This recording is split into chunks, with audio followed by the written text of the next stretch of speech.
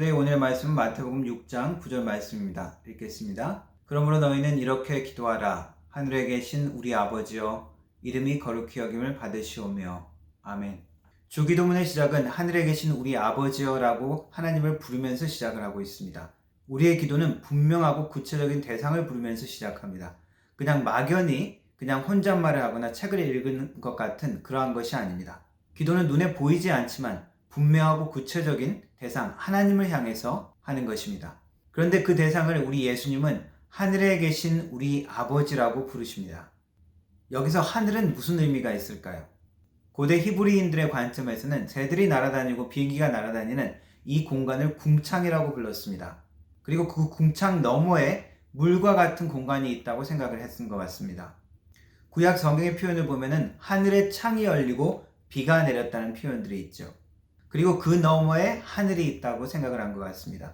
영어로도 하늘을 sky나 heaven으로 두 가지로 번역되지만 성경에서도 하늘이라고 표현했을 때는 물리적인 공간인 하늘 그리고 영적인 공간인 하늘, 그것을 동시에 이중적으로 그렇게 언급하는 부분이 많이 있습니다.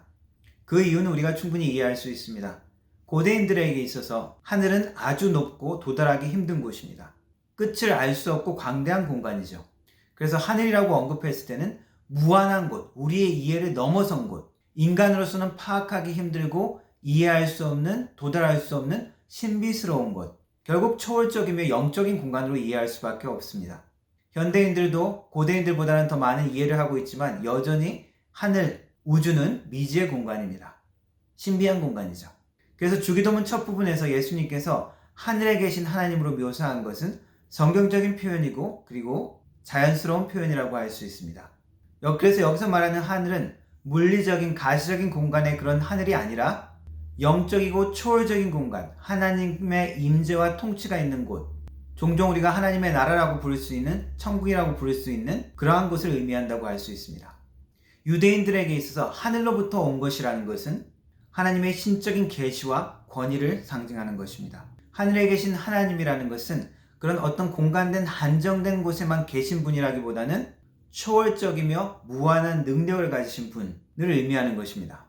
예수님께서 우리에게 하늘에 계신 아버지여라고 그렇게 하나님을 부르라는 것은 우리의 시선을 이 땅에만 고정하는 것이 아니라 하나님이 계신 영적이고 초월적인 것을, 그런 의미에서 우리가 하나님 앞에 나아가지 못하고 도달하지 못하는 것은 어떤 공간의 문제가 아니라 거룩하지 못한 타락한 우리의 죄악이 오히려 문제라고 할 수 있습니다. 하지만 예수님의 십자가의 구속의 은혜로 말미암아 하나님은 우리가 접근 가능한 아버지가 되셨습니다.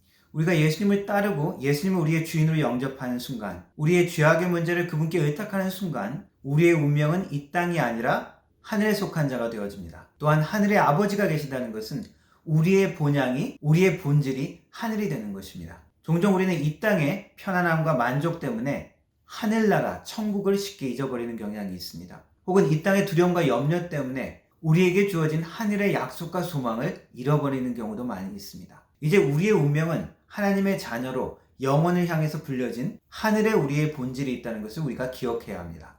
우리가 이 땅의 문제에 꽉 막혀 있을 때는 하늘의 약속이 너무나 먼 것 같이 느껴질 때도 있습니다. 성경에서 보여주는 약속이 너무나 비현실적으로 들릴 때도 있습니다. 우리가 이 땅의 현실의 육신의 눈으로는 그것을 볼 수 없기 때문에, 우리가 이 땅의 법칙, 이 땅의 업적으로는 우리가 하나님의 나라를 누릴 수 없기 때문에 그렇습니다.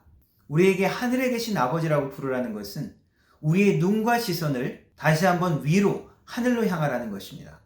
위대한 약속을 다시 한번 붙들고 위로와 특권을 누리기를 원하시는 것입니다. 그 특권은 이 세상 모든 사람에게 주어진 것이 아니라 예수 그리스도를 주님으로 모시고 따르는, 십자가의 은혜를 의지하는 자에게만 주어지는 특권입니다. 하늘의 본질을 잃어버리면 어떻게 될까요? 이스라엘은 이집트를 탈출하며 광야의 어려움을 겪었습니다. 그 어려울 때 무엇을 그리워했습니까? 이집트였습니다. 하늘의 가치, 하나님께서 보여주신 약속의 땅, 하나님의 나라를 연습할 수 있는 그 가나안 땅이 아니라 불평과 원망 가운데 이집트로 돌아가고자 했습니다. 땅의 가치로 돌아가고자 한 것입니다. 하나님의 백성으로, 하나님의 자녀로서의 자유와 권세를 잃어버리지만 이 땅의 것으로 배부르면 된다는 하나님의 나라의 백성을 향한 하나님의 계획을 잃어버리는 모습이 되어지는 것입니다. 한국에서 외국으로 입양되는 아이들이 있습니다. 저희가 속한 뉴라이프 교회 목사님 중에 마이클 목사님은 아들 중에 한 명을 한국에서 입양했습니다. 아기였을 때 구미시 근처의 쓰레기통에 버려져 있었다고 합니다. 몇 년 전에 다시 한국을 방문하고 입양된 곳과 그 구미시 근처를 갔다 왔다고 합니다. 입양된 아이들은 자신의 정체성을 확립하는 데 어려움을 겪는다고 합니다. 왜 나를 낳은 부모가 나를 버렸을까? 특별히 입양된 가정과 인종이 다르면 부모와 다른 가족과 다른 모습 때문에 혼란과 갈등을 더 많이 겪기도 한다고 합니다. 왜 내 머리만 이렇게 검을까? 왜 나만 아시안일까? 자신의 뿌리와 자신의 근거에 대해서 궁금해하죠. 내가 과연 어떠한 의미와 목적을 가진 사람인가? 그러한 의문들의 해답을 찾는 것은 내가 앞으로 어떠한 사람으로 살아갈 수 있는가에 대한 근거를 제시해 줍니다. 그 시작은 내 부모가 누구인지 아는 데부터 시작할 수 있습니다. 하늘의 본질을 잃어버리고 이 땅의 삶에만 익숙해져 버린 우리가 하나님을 하늘에 계신 우리 아버지라고 부른다는 것은 우리의 존재의 의미가 이 땅에 한정된 것이 아니라는 것을 가르쳐 줍니다. 그리고 우리의 본질이 이 땅에 우리의 눈에 보이는 이 삶으로, 이 세상의 삶으로 끝나는 것이 아니라 영혼을 향해 살아가야 할 존재라는 것을 일깨워 줍니다. 우리가 이 세상에 우연히 던져져서 인생의 허무함을 극복하고자 인생의 목적과 의미를 찾아 애써 헤매야 하는 그러한 존재가 아니라는 것입니다.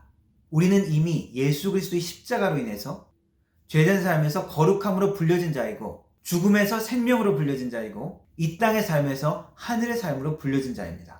우리는 하나님의 영광을 위해서 불림받은 하나님의 목적과 계획 안에 있는 하나님을 아버지라고 부를 수 있는 그러한 자들이 된 것입니다.